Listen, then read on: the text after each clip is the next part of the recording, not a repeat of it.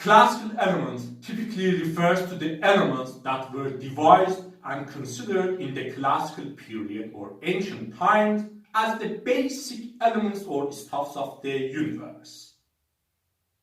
Classical elements was pioneered by Empedocles, who was an ancient Greek philosopher born in the early 5th century BC. Empedocles considered the primordial elements of the universe, from which everything else was made, to be earth, water, air, and fire, commonly known as the four classical elements. Classical elements devised by Empedocles was greatly influential in different ancient and post-ancient cultures for about 2000 years, where some also consider the fifth element, ether or quintessence, for the celestial regions and heavenly bodies. Generally, while philosophers and scholars had similar lists of classical elements, they could widely differ in attributes of classical elements and their relation to the world and its phenomena. Among such different considerations about classical elements by notable people, we have views of Plato about classical elements, where we can refer to classical elements of Plato as Platonic classical elements. Plato was an ancient Greek philosopher born in the 5th century BC and died in about mid-4th century BC at the age of about 80.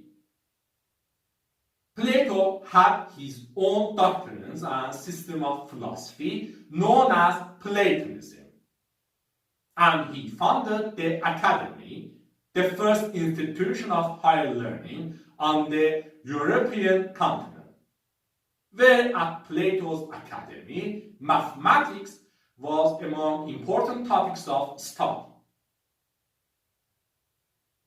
Plato, his teacher Socrates, and his student Aristotle were central significant figures in the history of ancient Greek philosophy, and therefore in Western and Middle Eastern philosophies.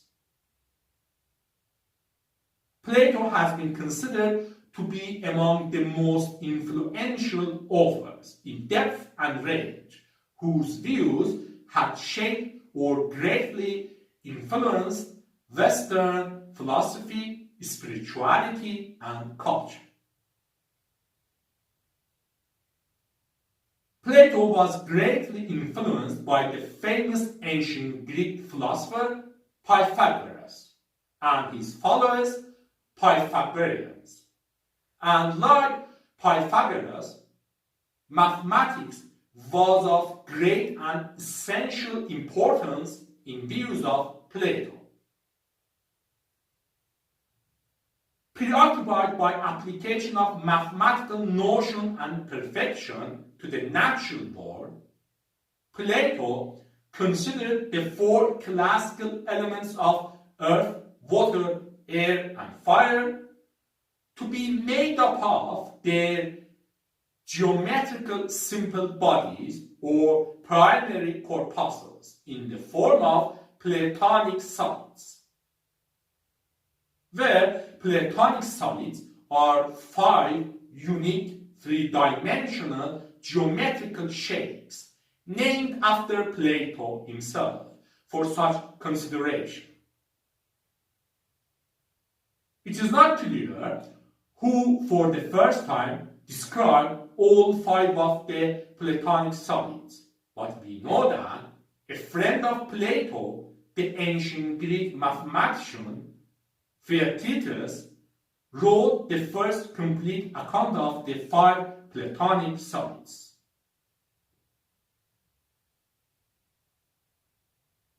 Platonic solids are 5 perfectly symmetrical arrangements of a set of non-planar points in space. Platonic solids are the only convex regular polyhedrons, or in other words, the only convex polyhedrons whose all faces, edges, and angles are congruent or identical in shape and size.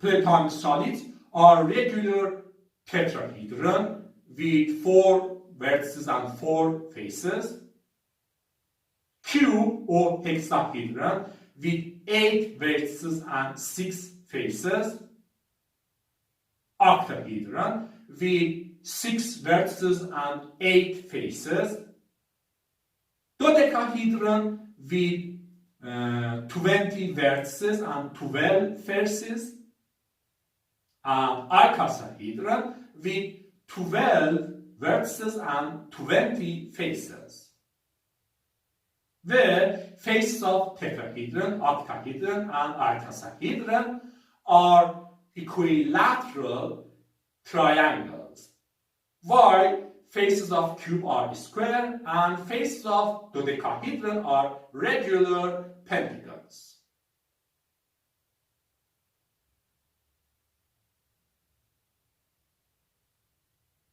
Plato considered tetrahedron for fire, octahedron for air, icosahedron for water, and cube for earth. In other words, Plato assumed that simple bodies, or primary corpuscles, or constituent particles of the 4 classical elements, to be in the form of tetrahedron for fire, octahedron for air, icosahedron for water, and cube for earth, all convex regular polyhedra, or Platonic solids. Plato considered the 5th Platonic solid, the dodecahedron, as the shape of the whole universe, or as the shape the god used for the arranging of the constellations on the whole heaven.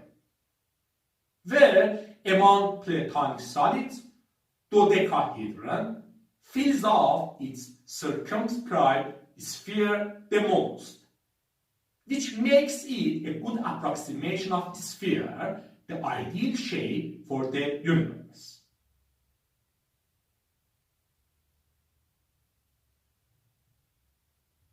In addition, Plato considered simple bodies of the 4 classical elements to be made up of mathematical triangles as underlying reality.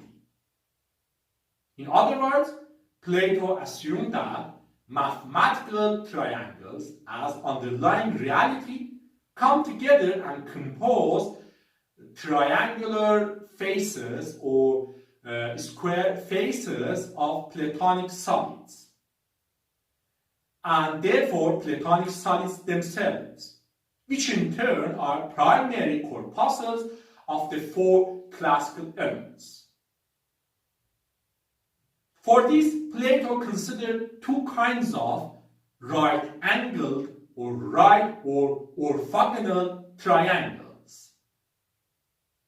Isosceles right triangles with angles of 90, 45, and 45 degrees, and half equilateral right triangles or scalene right triangles with angles of 90, 60, and 30 degrees, where Plato used the former for the square face of cube and the latter for the triangular face of tetrahedron, octahedron, and icosahedron.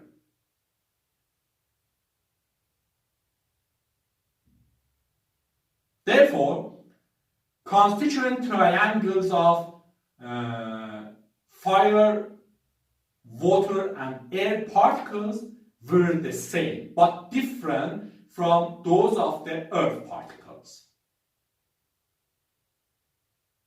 Plato assumed each square face of each cubic particle of the earth element to be made up of 4 isosceles right triangles. And also he assumed each triangular face of each tetrahedral, octahedral, and icosahedral particles of respectively fire, air, and water elements to be made up of 6 half equilateral right triangles. In this way, each cubic particle of the earth element was composed of 24 isosceles right triangles, while each tetrahedral, octahedral, and icosahedral particles of respectively fire, air, and water elements were composed of respectively 24, 48, and 120 half equilateral right triangles. As we can see, Platonic solids differ with each other in their constitution, where different constitutions can give rise to differences in their attributes and properties, such as how they act upon and react to one another.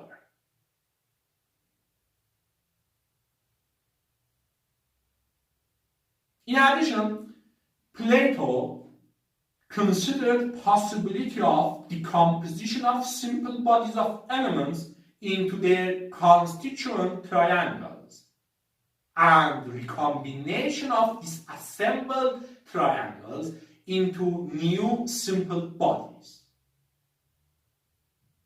For example, one octahedral air particle could decompose into 48 half equilateral right triangles, which in recombination could produce 2 tetrahedral fire particles, each with 24 half equilateral right triangles.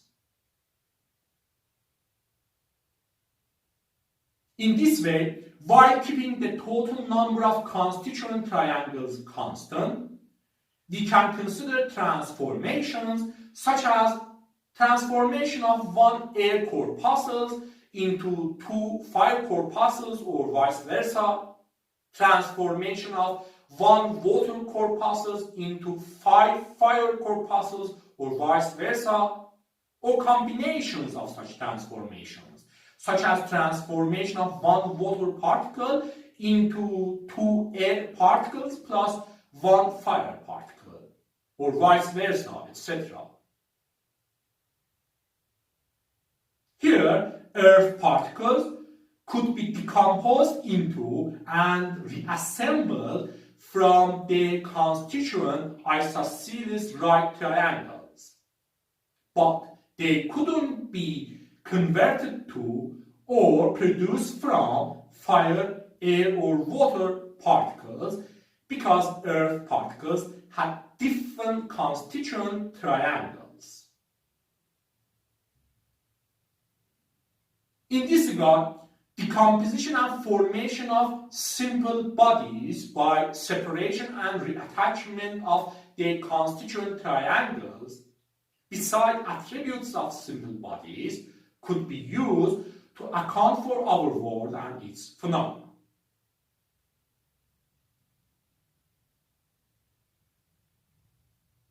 Furthermore, while Plato considered 4 isosceles right triangles for each square face of earth particles, and also considered 6 half equilateral right triangles for each triangular face of fire, air, and water particles, in general, we can construct a square from 2 4, 8, 16, and so on of same isosceles right triangles. And also we can construct an equilateral triangular face from 2, 6, 8, 18, and so on of same half equilateral right triangles. Therefore, same triangles can give rise to different sizes of particles for classical elements, and we can consider interconversion between them. For example, one fire particle with 6 half equilateral right triangles on each face could decompose into its constituent triangles, which in recombination could produce 2 smaller fire particles, each with 2 half equilateral right triangles on each face.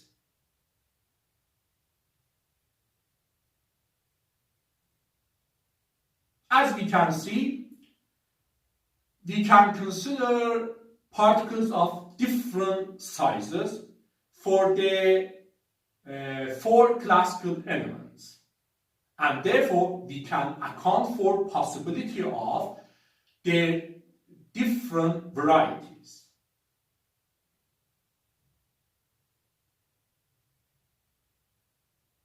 Platonic classical elements was discussed by Plato in one of his famous dialogues known as Timaeus, in which Plato discusses and accounts for the formation of our universe and its impressive order and beauty. In Timaeus, Plato discusses that a divine craftsman, or the demiurge, has created by imitation of an eternal perfect mathematical model, has created our physical ordered yet defective world from a pre-existent chaos. As our physical world is an imitation of an eternal perfect mathematical world, all things in our world are also imitations. In fact, defective imitations of their ideal or perfect forms in the eternal model. For example, the fire element in our physical universe, imitating its ideal form in the eternal model, should be perceptible as bright, light, and hot, for which tetrahedron that supports these properties best should be assigned to fire, to be as perfect and excellent as possible.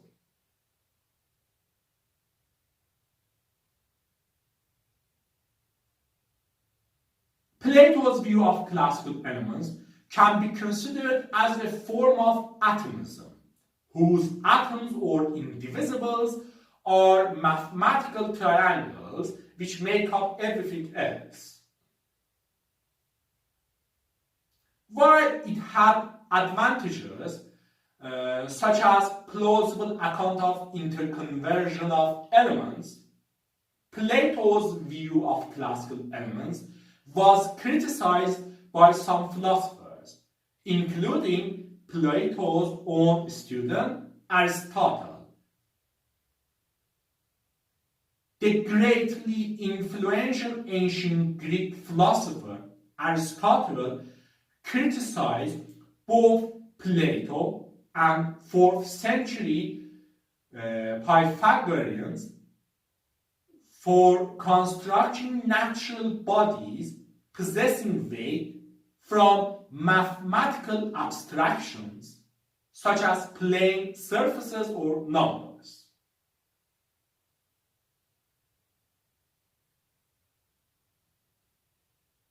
Anyway, here we can see that who Plato was, what classical elements of Plato or Platonic classical elements were, what Platonic solids are and how they are related to Platonic classical elements, what Platonic classical elements were ultimately composed of and how they could transform into each other,